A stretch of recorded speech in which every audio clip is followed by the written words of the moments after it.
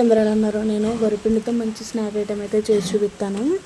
ఏంటంటే గోళీలు అని అంటాం. మేమైతే చిన్న చిన్న బాల్స్ లాగా చేసుకుని ఆయిల్లో ఫ్రై చేసుకుంటే కరకరలాడితే చాలా బాగుంటాయి.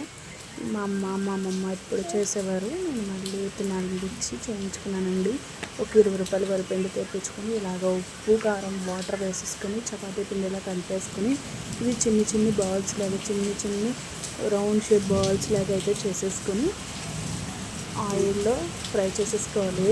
గోల్డ్ కలర్ వచ్చేదాకా ఫ్రై చేసేసుకొని తీసేసుకుంటే చాలా అంటే చాలా బాగుంటాయి.